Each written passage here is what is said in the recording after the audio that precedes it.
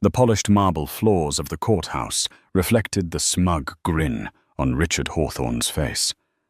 On his arm wasn't his wife of 22 years, but his much younger mistress Candace, dressed in a crimson suit that screamed for attention. To him this day was a formality, the final nail in the coffin of a marriage he'd long since discarded. He was the king of his empire, a titan of industry, and he was about to swat away his quiet, unassuming wife with a pittance. He believed he held all the cards, every deed, every stock certificate, every offshore account. What he didn't know was that while he was building an empire in his name, his wife was building a fortress in hers. He walked into that courtroom a king, but he would crawl out a pauper stripped of everything but the cheap suit on his back.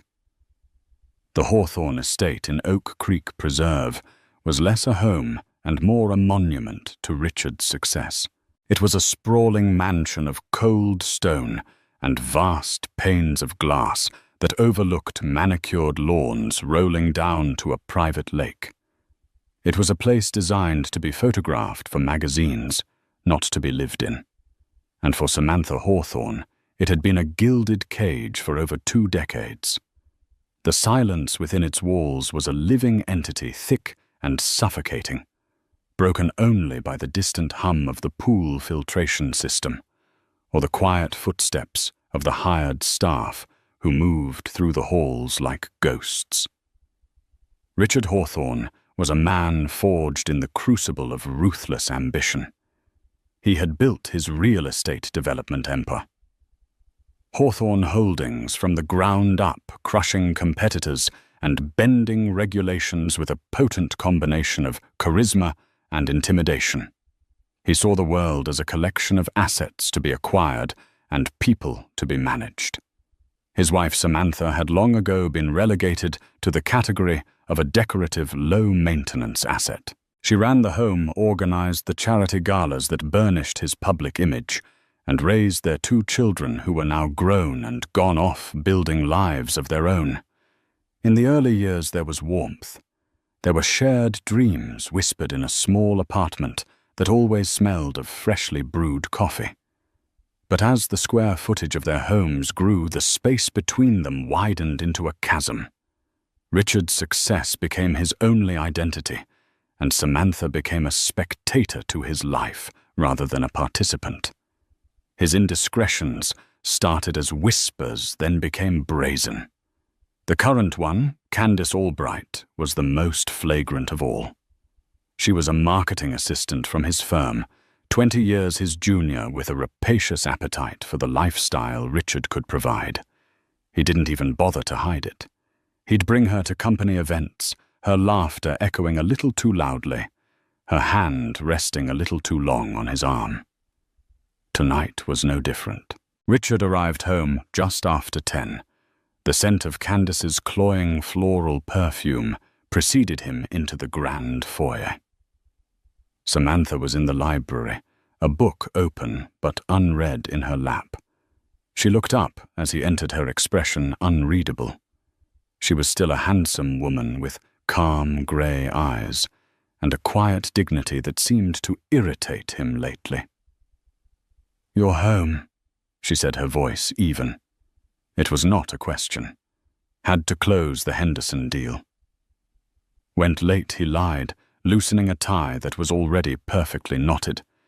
The lie was so worn and familiar, it was almost comfortable. "I see." Samantha closed her book, the soft snap echoing in the cavernous room. "There's a cold plate in the refrigerator if you're hungry." Not hungry. He walked to the bar cart, a magnificent piece of polished mahogany, and poured himself 2 fingers of scotch. He swirled the amber liquid, the ice clinking like a tiny, mournful bell. "We need to talk, Sam." Samantha's hands remained perfectly still in her lap. She had been waiting for this conversation for months, perhaps even years.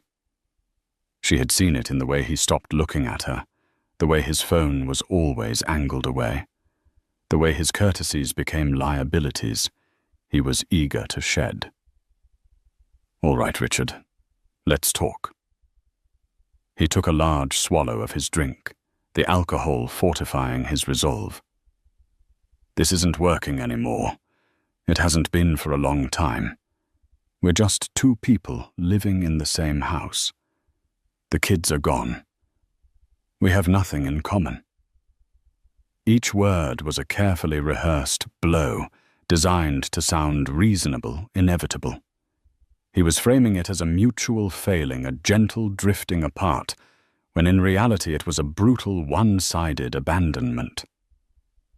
I want a divorce, he stated, finally getting to the point. He watched her for a reaction, tears, anger, pleading. He was prepared for all of it. He received none. Samantha simply nodded slowly. I see. Her calmness unnerved him.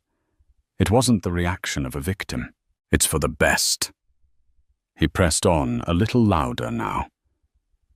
I'll be fair, of course. I've already spoken to my lawyer, Barry Gorman. He's drawn up a proposal. You'll be very comfortable. The condo in the city, a generous allowance. You won't have to worry about a thing. A thing, she thought. As if her entire life, the two children she raised, the home she managed, the social network she built, that he so often leveraged, was a mere thing to be paid off and dismissed. Your lawyer, she asked, her voice still impossibly serene. Yes, Gorman is the best. He handles everything for the company. It'll be clean, quick. No need to drag things through the mud. He finished his scotch and set the glass down with a definitive thud.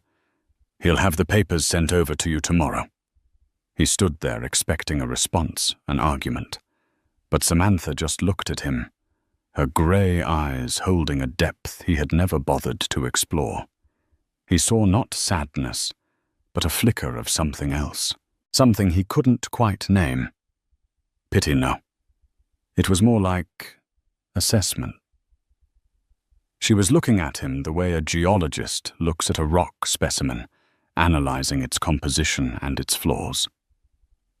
Thank you for telling me in person, Richard, she said, her voice smooth as riverstone.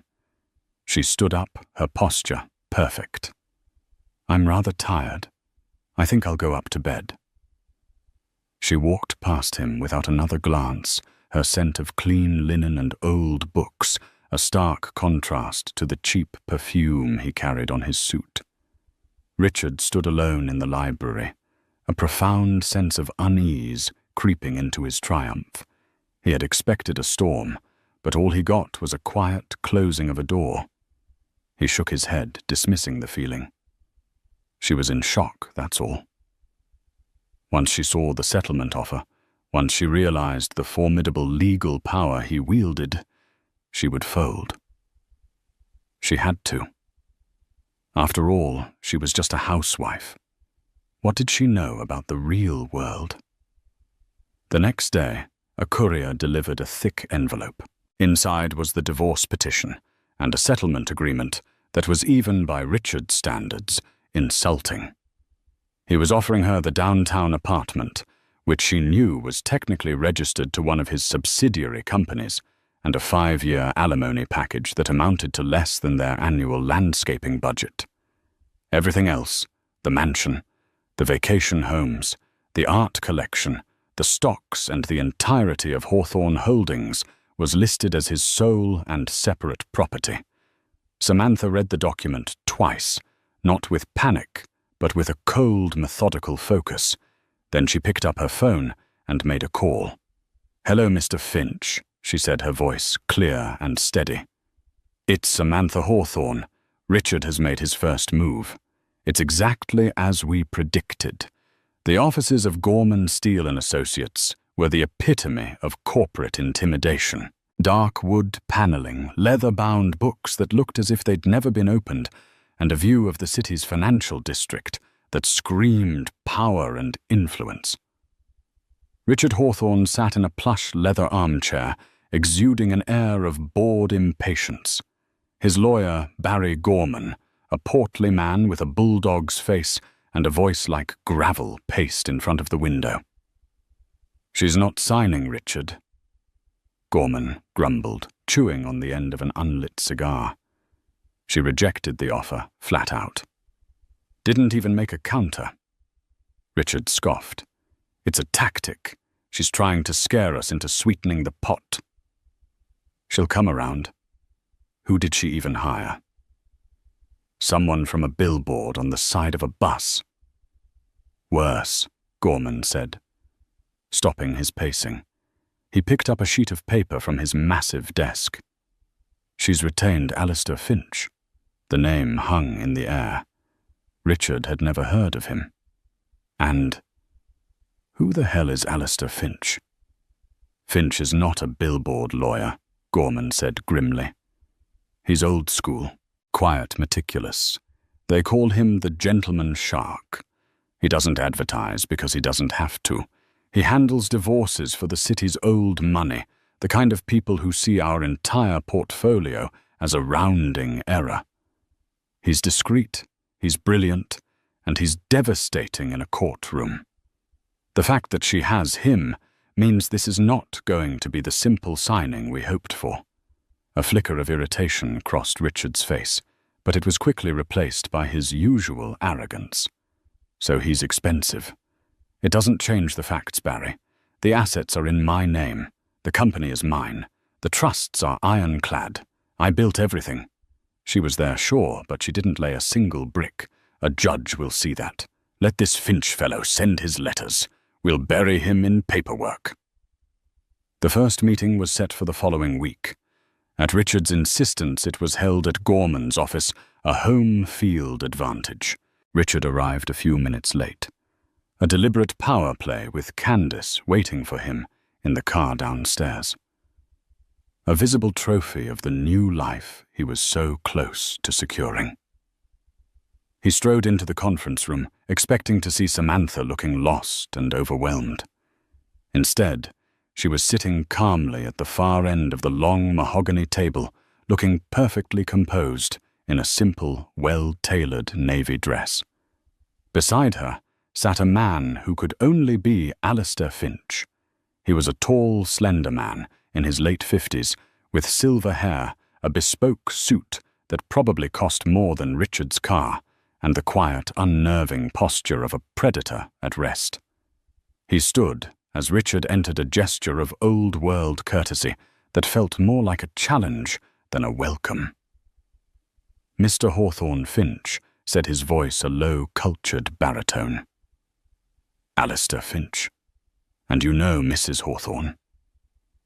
Richard gave a curt nod, avoiding Samantha's eyes, and sat opposite them next to Gorman. The tension in the room was thick enough to taste. Gorman cleared his throat and began laying out their position with blustering confidence. He spoke of Richard's generosity, the fairness of the initial offer, and the futility of a protracted legal battle. He painted Richard as the sole architect of the couple's wealth, and Samantha as a fortunate beneficiary who was now attempting to claim an unearned share. Throughout the entire speech, Finch remained silent, his hands steepled in front of him. He didn't take notes. He didn't fidget. He simply listened, his gaze fixed on Gorman with an unnerving intensity. Samantha beside him was equally still, a portrait of serene composure. When Gorman finally finished, the silence stretched on for a full 10 seconds. "Are you quite finished, Mr. Gorman?" Finch asked softly. Gorman, flustered by the lack of reaction, grunted an affirmation. "Excellent." Finch leaned forward slightly. "My client rejects your offer, not just in its specifics, but in its entire premise." He turned his calm, intelligent eyes towards Richard. "Mr. Hawthorne, you seem to be operating under a significant misapprehension. You believe this is a negotiation about how to divide your assets. We, on the other hand, are here to discuss the logistics of your departure from Mrs. Hawthorne's properties." Richard almost laughed out loud. "Her properties?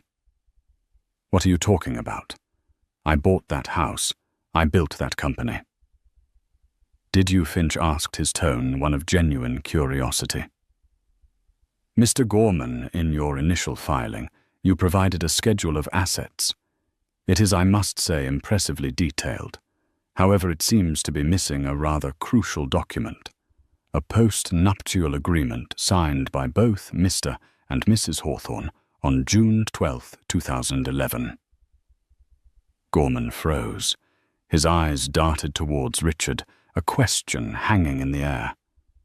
Richard's mind went blank. 2011. That was over a decade ago. He had a vague memory of a difficult period. He'd been caught in a entanglement with a young architect on a project in Miami. It had been messy. Samantha had been furious, devastated. He'd done whatever it took to smooth things over to get back to business as usual. There were papers he remembered now. Something about securing her future, proving his commitment. He'd signed them without a second thought, eager to put the whole sordid affair behind him. I don't recall the specifics of any such document," Richard stammered, his bravado beginning to crack. "Allow me to refresh your memory," Finch said, sliding a single crisp document across the polished table. It slid to a halt directly in front of Richard. "My office has already filed a copy with the court. I suggest you and your counsel review it carefully." Gorman snatched the paper. His eyes scanned the first page, then the second. The color drained from his face. He began to sweat, his blustering demeanor deflating like a punctured balloon. "What is it, Barry?" Richard demanded, his voice tight. Gorman didn't answer. He was staring at a clause on page 3, his mouth slightly agape. Finch smiled, a thin, bloodless expression. "We will of course require a full accounting of all expenditures from corporate and joint accounts over the past 24 months.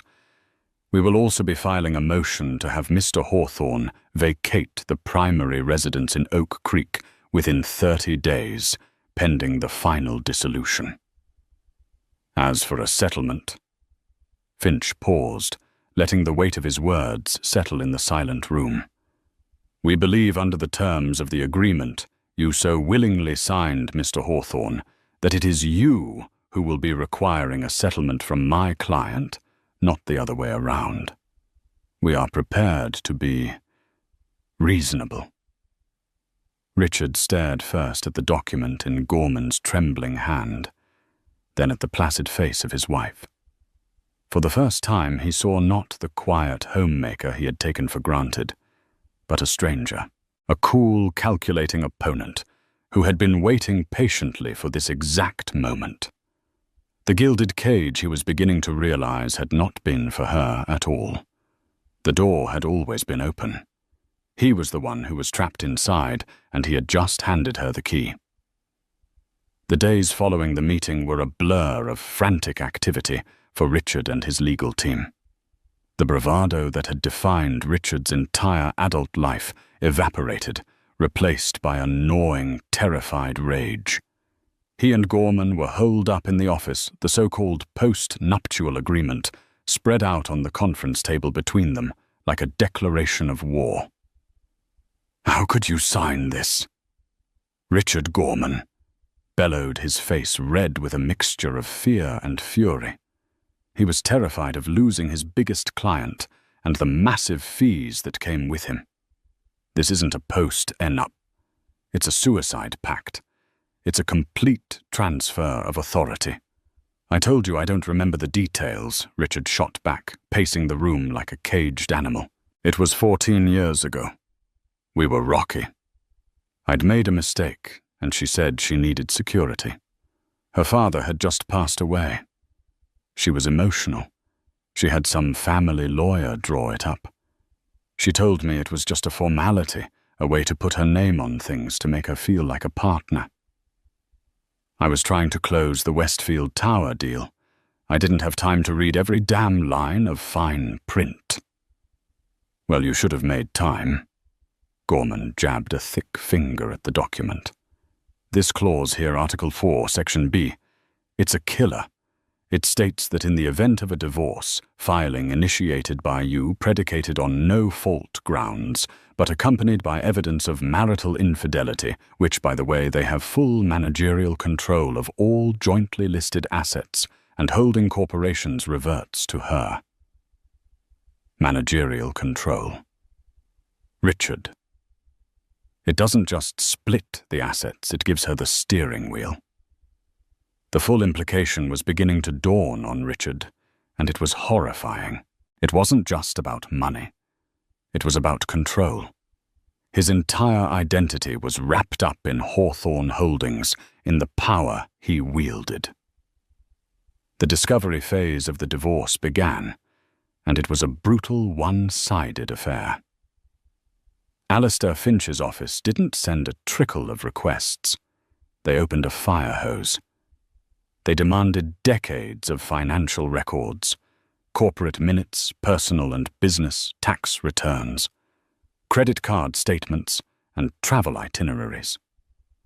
Each request was precise, targeted, and backed by an encyclopedic knowledge of Richard's business structures. Richard and Gorman tried to stonewall, to delay and obfuscate. They produced redacted documents and claimed others were lost. But Finch was relentless. For every document they withheld, he filed a motion to compel each one more sharply worded than the last. The judge, a no-nonsense woman named Judge Harriet Cole, was clearly not impressed with their tactics, granting every one of Finch's motions and warning Gorman about sanctions.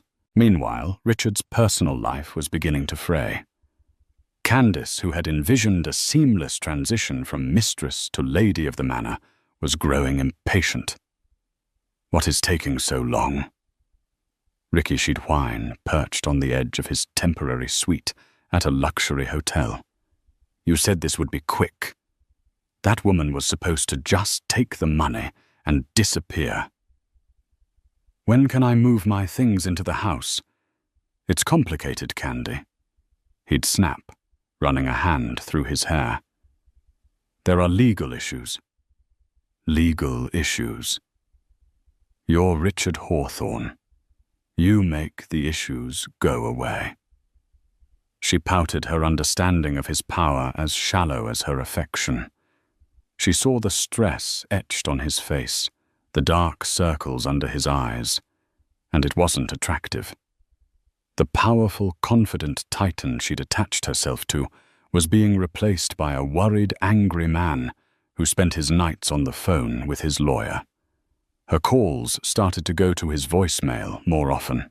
The most damning requests from Finch's office were related to a series of holding companies Richard had set up years ago, companies with innocuous names like RJH Properties and Oak Creek Ventures. He had used them for tax purposes and to limit liability, a standard practice for a man in his position. He was the sole director, the one who made all the decisions, but as Finch's requests forced them to pull the original incorporation documents from the archives, Gorman made a discovery that made his blood run cold. He called Richard in a panic. "I'm looking at the articles of incorporation for Hawthorne Family Trust, LLC, Richard. The one that technically owns the mansion, the place in Aspen, and the art collection." "What about it?" Richard barked into the phone. "The sole signatory, the registered owner. It's not you. It's Samantha. It's been her since its inception in 2011. Richard felt the floor drop out from under him. "That's impossible." "It's a mistake." "It's no mistake," Gorman's voice was grim. "It's right here, notarized and filed with the state. And it's not just that one. Summit Real Estate Holdings, the parent company for 3 of your commercial towers. She's listed as the majority shareholder. You're listed as the managing partner, but she holds the equity." A cold sweat broke out on Richard's brow. He remembered now. Vague conversations in a lawyer's office a decade ago. Samantha had been there quiet and composed. The lawyer had explained it was an asset protection strategy. In the event of a catastrophic business lawsuit against him personally, these assets held in Samantha's name would be shielded. It had made sense at the time. A smart, prudent measure. He had seen it as him protecting his emperor. He never imagined it was a cert being built around him bar by invisible bar. He had been so focused on protecting his wealth from outside threats that he never thought to protect it from the silent partner sitting beside him. Finch wasn't just on a fishing expedition. He already had the map. The document requests weren't to find information. They were to force Richard to legally admit on the record what Finch already knew. He was systematically forcing Richard to hand him the nails for his own coffin. The final piece of the puzzle arrived in the form of a deposition notice for a woman named Paula Jenkins. "Who is Paula Jenkins?" Richard demanded of Gorman. Gorman looked pale. "She was your wife's personal accountant for the last 15 years. Richard was stunned. "My wife has a personal accountant. I thought my firm's people handled everything." "Apparently not," Gorman said, looking at the notice. "And according to this, Finch wants to depose her about her management of several investment portfolios and corporate entities. Entities, Richard, that we are just now realizing you don't actually own." June 2011. The rain lashed against the windows of the family lawyer's office. Not Richard's lawyer, the corporate shark Barry Gorman, but Mr. Henderson, a quiet elderly man who had handled Samantha's parents' estate. The air was thick with the scent of wet wool and old paper. Samantha sat opposite him, her hands clasped tightly in her lap. She had lost 10 pounds in 2 months, the emotional toll of Richard's affair with the architect, having hollowed out her cheeks and put a permanent shadow in her eyes. Richard, seated beside her, was the picture of impatient contrition. He had apologized profusely. He had sworn it was a one-time mistake, a moment of weakness.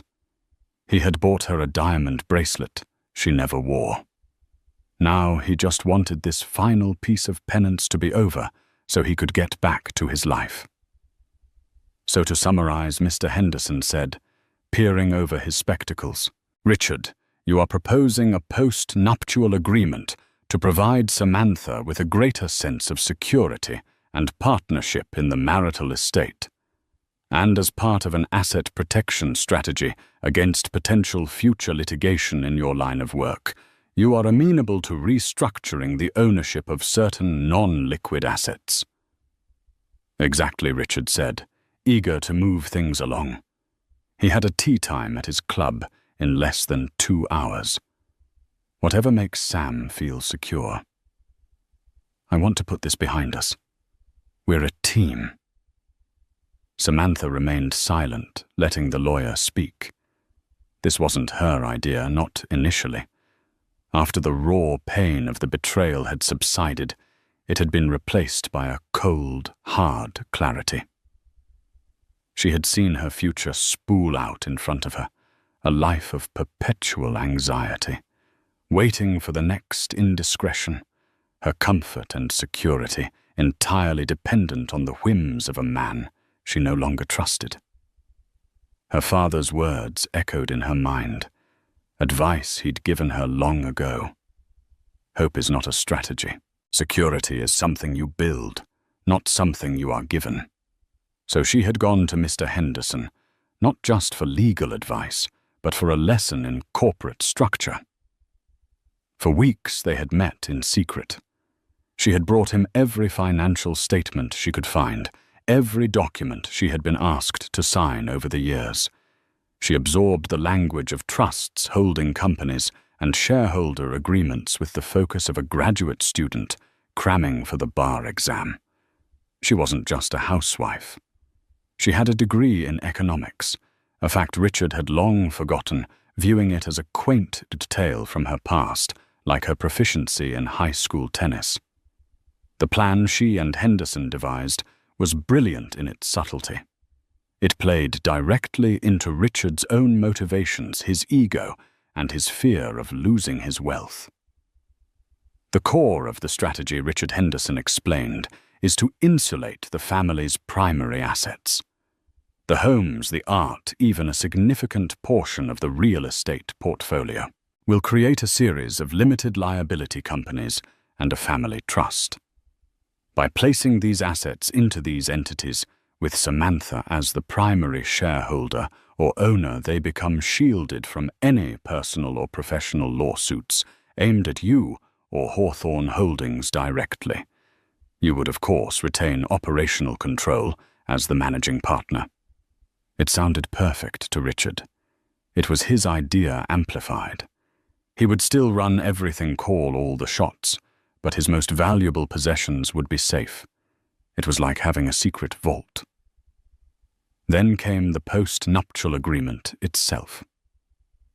Henderson presented it as a companion document, a way to formalize their partnership. This agreement simply states that in the event of a dissolution of the marriage, the assets will be divided equitably. Henderson said, glossing over the intricate clauses he and Samantha had spent a month drafting. And it contains a standard lifestyle clause to ensure Samantha is provided for. Richard barely glanced at the thick document. He saw the words, equitable partnership and asset protection, and they were all music to his ears. He flipped to the last page and reached for his pen. Richard, perhaps you should have Mr. Gorman review this. First, Samantha said, her voice soft. It was a calculated move, the final piece of the trap. By offering him the chance for his own counsel, she was absolving herself of any future claim of manipulation. Richard scoffed, pen hovering over the signature line. And pay Gorman $500 an hour to read something we both agree on. Don't be silly, Sam.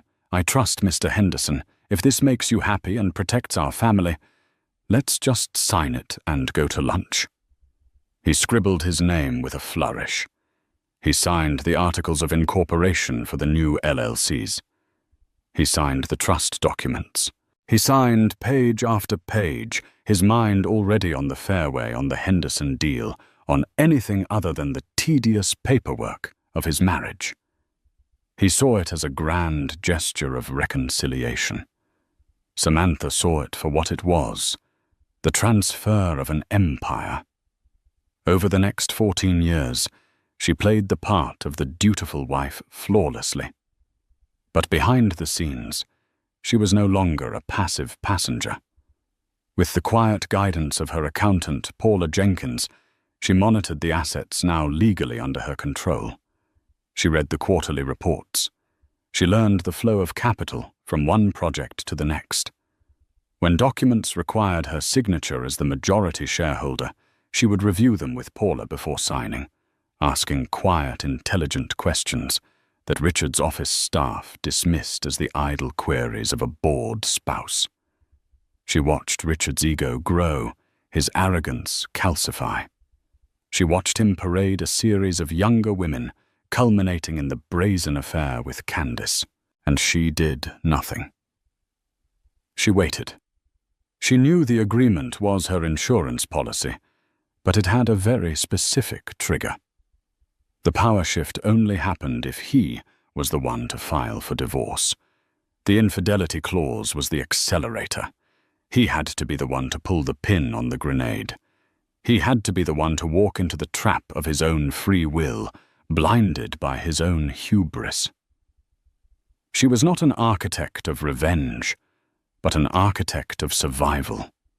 She had built a legal fortress around herself, brick by meticulous brick, using the very tools he had handed her.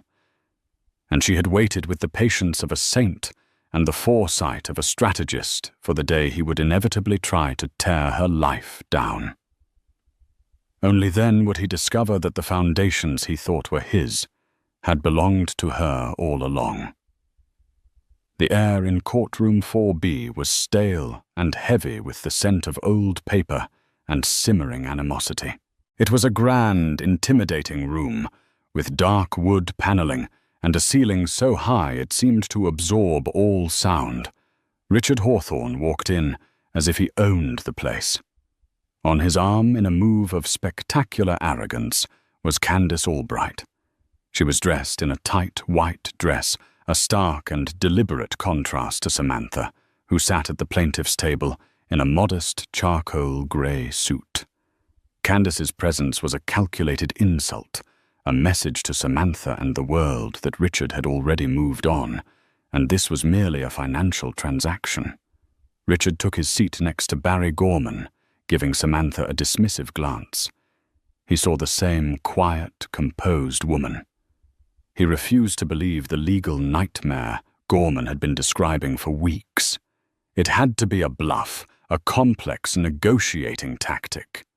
Finch was a showman, that's all. When it came down to it, a judge would see the truth. He was the creator, the earner, the one who deserved the spoils. Judge Harriet Cole entered a formidable figure in black robes, and the proceedings began. The room fell silent. Gorman rose to give his opening statement. He launched into a theatrical, almost desperate speech. He painted Richard as a visionary, a titan of industry who had single-handedly built a real estate empire from scratch. He portrayed Samantha as a woman who had lived a life of unimaginable luxury, contributing nothing but her presence. For 22 years, Mr. Hawthorne worked day and night. Gorman boomed his voice, echoing slightly in the cavernous room. He took the risks he made. The payroll he built, the skyscrapers that define this city's skyline. And what did his wife do? She attended charity lunches. She redecorated homes that Mr. Hawthorne paid for with his blood, sweat, and tears. And now, at the end of this long marriage, she seeks to cripple the very engine of commerce that provided her with that lifestyle. She wants not a fair share, but a king's ransom, a punitive, vindictive seizure of a lifetime of work. He went on for nearly 30 minutes, his arguments growing more emotional, more accusatory. He tried to frame the post-nuptial agreement as a document signed under emotional duress, a manipulative tool used by a cunning wife against a husband trying to save his marriage. Richard felt a surge of confidence. Gorman was good. He was landing punches. He looked at the jury box, though this was a bench trial he imagined one, and then at the judge. Judge Cole's face was impassive, betraying nothing. He glanced at Samantha. She hadn't flinched. She sat with her back straight, her gaze fixed on the judge, her expression serene. It was infuriating. When Gorman finally sat down, sweating and triumphant, the judge turned her gaze to the other table. "Mr. Finch, your opening statement." Alistair Finch rose slowly, buttoning his suit jacket. He did not approach the judge's bench or pace the floor. He simply stood beside his table. "Your Honor." He began, his voice calm and conversational, a stark contrast to Gorman's blustering performance. "We are not here today to debate the value of Mr. Hawthorne's work ethic or to denigrate Mrs. Hawthorne's contributions to their marriage. We are not here to engage in melodrama. We are here to read a contract." He paused, letting the simplicity of the statement sink in. "The law. Your Honor is thankfully immune to theatrics. It is concerned with facts, with documents, and with signatures. Mr. Gorman has painted a compelling picture of his client as a great builder. And in a way we agree. Mr. Hawthorne did indeed build a great many things. What he failed to do was check who owned the land upon which he was building." Finch continued his tone, never rising, his words precise and devastating. This case is not about emotion. It is about ownership. It is about a series of legally binding agreements, chief among them a post-nuptial contract entered into willingly by both parties on June the 12th, 2011. A contract that Mr. Hawthorne, a man renowned for his business acumen, signed. A contract that clearly and irrevocably outlines the disposition of assets and control in the exact circumstances we find ourselves in today. Our intention is not to argue about percentages of an empire. Our intention is to simply present the court with the legally filed, notarized, and binding proof of who owns it. He sat down. His entire opening statement had taken less than 5 minutes. It was concise, clinical, and terrifying. The confidence Richard had felt moments before began to curdle into a cold dread. The day wore on. Gorman called his first witness, Richard's longtime chief financial officer, a man named George Peterson. Gorman's plan was to have George testify to Richard's sole control and financial genius. George dutifully explained how Richard made every decision, how every dollar flowed from his directives. Then it was Finch's turn to cross-examine. Mr. Peterson. Finch began approaching the witness stand. You have testified that Mr. Hawthorne directs all financial activities at Hawthorne. Holdings, is that correct? Yes, absolutely. He's the boss, George said confidently. And when the company acquires a new property, say the commercial building at 125 West Avenue, who signs the final purchase agreement? Richard does. Mr. Hawthorne. And what if I were to tell you Finch said producing a document that the purchasing entity for that property was not Hawthorne Holdings, but a company called Summit Real Estate Holdings, LLC? Are you familiar with that entity? George hesitated. Yes, it's one of our holding companies. And can you tell the court who is the majority shareholder of that holding company? George looked uncomfortable. I'd have to check the records. No need. Finch said, placing a document on the projector. It was the company's articles of incorporation. The records state quite clearly that the majority shareholder with 90% of the equity is Samantha Hawthorne. Is that correct? George swallowed hard. Yes, that appears to be correct. So Mr. Hawthorne, your boss, was using money generated by his efforts to purchase a building that is now, for all legal intents and purposes, 90% owned by his wife, Gorman, shot to his feet. Objection, counsel, is mischaracterizing the nature of corporate structures overruled, Judge Cole said, her eyes fixed on the document on the screen. The witness will answer the question. George squirmed.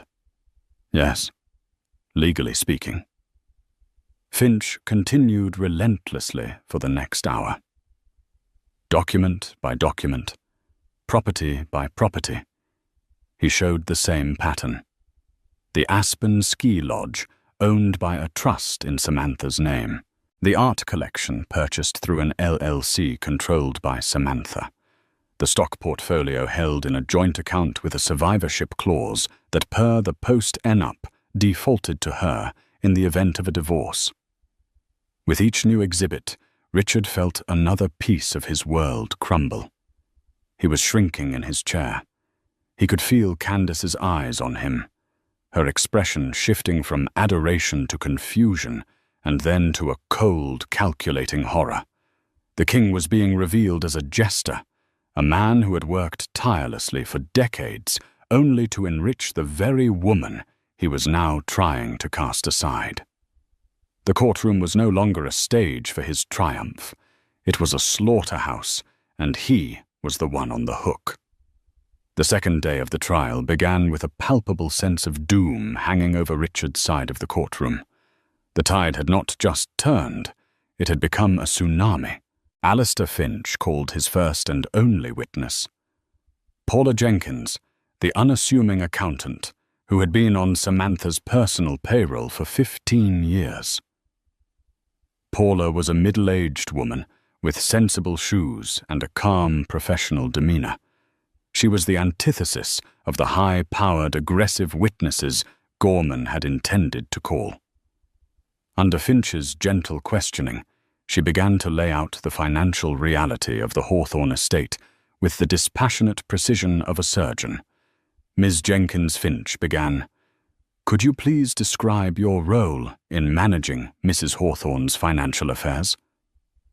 "Certainly," Paula said, her voice clear and confident. "For the last 15 years, I have provided accounting and advisory services to Mrs. Hawthorne. This includes monitoring her personal and corporate assets, ensuring tax compliance, and providing regular reports on the performance of the entities registered in her name. And could you list for the court the primary entities for which you performed these services?" Paula put on her reading glasses and consulted a neat folder. "Of course. There is the Hawthorne Family Trust, LLC, which holds the family residences in Oak Creek and Aspen, as well as the art collection, valued at its last appraisal at approximately $30 million. Then there is Summit Real Estate Holdings, LLC, which is the parent company for 6 commercial properties downtown. And finally, the SH Investment Portfolio, a brokerage account containing a diversified portfolio of stocks and bonds." With every word, Richard felt a fresh wave of nausea. He had thought his own CFO knew everything.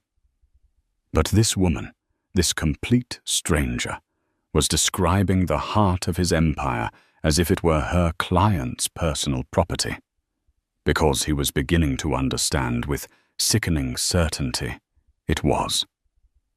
"And these entities," Ms. Jenkins Finch continued, "were they actively managed, or were they simply passive repositories for assets?" "Oh, they were very actively managed," Paula said. "Mrs. Hawthorne and I had quarterly review meetings. She reviewed every major transaction. When Mr. Hawthorne, in his capacity as managing partner of Summit Real Estate, would propose a new acquisition, the final approval documents would come to my office for Mrs. Hawthorne's signature as majority shareholder. She always read them thoroughly." Gorman looked as if he was going to be sick. This quiet, polite woman was methodically dismantling his entire case. His portrayal of Samantha as an uninvolved, clueless spouse was being shredded. But Finch wasn't finished. He saved the masterstroke for last. "Your Honor," Finch said, addressing Judge Cole, "at this time I would like to call the court's attention to Exhibit D, the post-nuptial agreement signed by both parties." He projected the document onto the large screens in the courtroom. He highlighted Article 4, Section B, the clause Gorman had called a killer. "As the court can see," Finch announced, his voice resonating with quiet authority, "this clause is triggered by one event, a divorce petition filed by Mr. Hawthorne. Upon that filing, full and unrestricted control of all entities where Mrs. Hawthorne is the designated owner or majority shareholder is to be executed by her immediately and irrevocably. The role of managing partner held by Mr. Hawthorne is effectively terminated." He then turned to face Richard, his gaze as sharp as a scalpel. "Mr. Hawthorne, you filed for divorce on May 17th of this year, did you not?" Richard could only nod his throat too tight to speak. By doing so, Finch declared, his voice rising for the first time, "You willingly, and with the benefit of your own legal counsel, activated this clause. You didn't just ask for a divorce, Mr. Hawthorne. You tendered your resignation." A collective gasp went through the public gallery. Gorman slumped in his chair, a defeated man. Richard stared at the document on the screen, his signature a mocking scrawl at the bottom. The trap so patiently set had been sprung. The final piece of evidence Finch submitted was a comprehensive financial summary prepared by Paula Jenkins. It showed the total value of the assets legally and exclusively in Samantha's name. The Hawthorne Mansion, the Aspen Retreat, the commercial towers, the art, the stocks. It was an empire worth hundreds of millions of dollars. Then Finch displayed a second summary, the assets in Richard Hawthorne's name. It was a shockingly short list, a personal checking account with a modest balance, a 401k from his first job decades ago, a handful of personal effects, the clothes on his back. His name was on the company letterhead, but not on the deeds. He was the face of the brand, but he didn't own the store.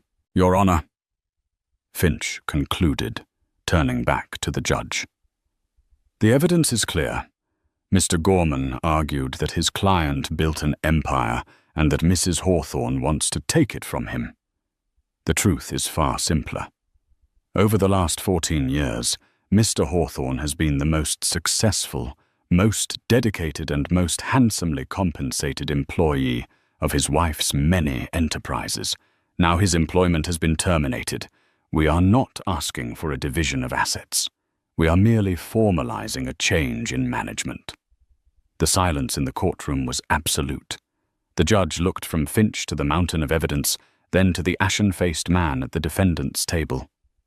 Richard's world had not just cracked. It had been utterly and completely annihilated. He looked across the room at Samantha. She met his gaze, and for the first time he saw not serenity, but a profound, sorrowful strength. It was the look of a woman who had been pushed too far, and had simply quietly and intelligently pushed back with the full force of the law. He then felt a movement beside him. It was Candace. She stood up, her face a mask of fury and disbelief, and without a single word, she turned and strode out of the courtroom, her high heels clicking an angry staccato on the marble floor. She hadn't signed up to be the mistress of a well-paid employee. She had just walked out on a man who had nothing left to offer her. Richard was well and truly alone. He had walked into court with his mistress confident of his power, but he was about to leave with absolutely nothing in his name. The judge's ruling was a mere formality, a verbal confirmation of the reality Alistair Finch had so clinically unveiled. Judge Cole spoke in dry legal terms, but her words were the final hammer blows on the coffin of Richard's old life. She affirmed the validity of the post-nuptial agreement. She confirmed Samantha Hawthorne's sole ownership and control of the trusts and corporations. She ordered Richard to vacate the Oak Creek property within 7 days. As a final crushing indignity, Finch, on Samantha's instruction, did not leave him completely destitute. Citing a clause in the agreement about providing for a spouse in the case of financial disparity, the court ordered Samantha to pay Richard a monthly alimony. It was a modest sum, enough to rent a small apartment and live a middle-class life. The amount was almost exactly what he had initially offered her. It was not an act of kindness, but a final, perfectly executed checkmate. He was to be kept provided for, just as he had planned for her. Richard sat motionless as the courtroom emptied. Gorman patted him awkwardly on the shoulder and mumbled something about an appeal, but they both knew it was hopeless. There was nothing to appeal. The contracts were ironclad, the signatures his own. He was a victim of his own arrogance. He walked out of the courthouse alone.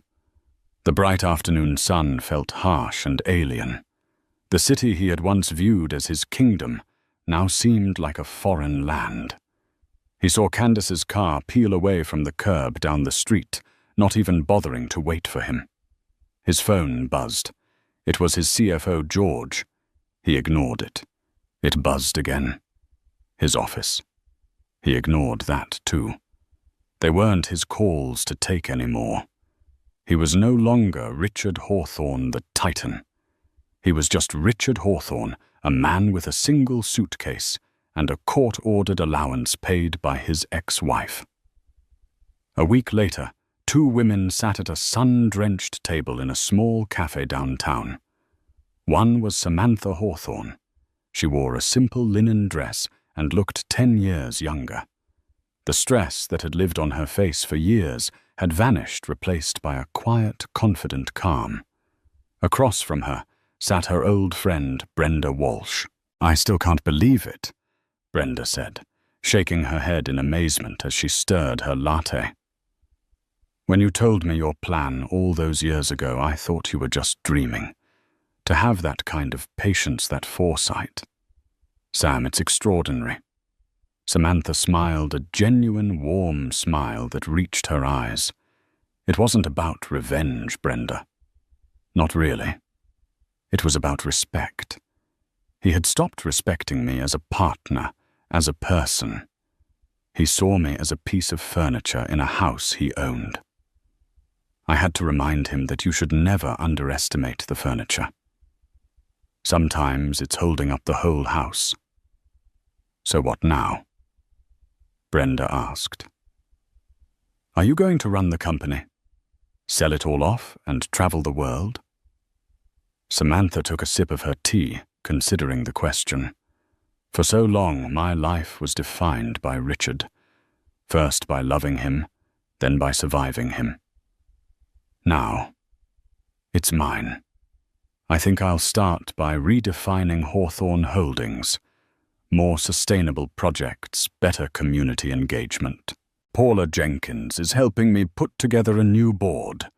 I spent 20 years helping build that company from the sidelines. I think I'd like to see what I can do from the driver's seat." Her phone buzzed. It was a message from her son. "Heard the news. So proud of you, Mom. Call you tonight." A single tear traced a path down her cheek, but it was a tear of release, not of sorrow. Miles away, Richard Hawthorne stood in the doorway of a generic one-bedroom apartment in a faceless suburban complex. The walls were beige, the carpet was thin, and the view from the window was of a parking lot. He had a few boxes of clothes and personal effects. He looked around the empty space, a hollow ache in his chest. For years he had been obsessed with his name, with the legacy of Hawthorne. He had wanted it emblazoned on buildings, on letterheads, on the lips of the powerful. Now his name meant nothing. It was just a word on the lease for an apartment paid for by the woman he had so profoundly underestimated. He had gained the world, and in his carelessness had signed it all away, leaving him with nothing but the bitter echo of his own pride. The silence in this small, empty room was different from the silence in the mansion. That was the silence of emptiness. This was the silence of absence, the sound of a life that had been completely and irrevocably erased. The story of Richard and Samantha Hawthorne is a powerful reminder that true strength isn't always loud and aggressive. Sometimes it's quiet, patient, and incredibly intelligent. Richard saw his wife as an accessory to his success, forgetting she was the silent partner holding the very deeds to his kingdom. He learned the hard way that arrogance is a blindfold, and underestimating the person beside you can cost you everything. This wasn't a story of revenge. It was a story of reclamation. Samantha didn't just win a divorce. She claimed the life and the empire she had quietly co-owned all along. If this story of intricate planning and poetic justice resonated with you, please take a moment to support our channel. Hit that like button to let us know you enjoyed it. Share this video with someone who loves a story of the underdog turning the tables. And most importantly, subscribe and ring the notification bell. We have many more true-life dramas and incredible stories to share, and you won't want to miss them. Thank you for listening.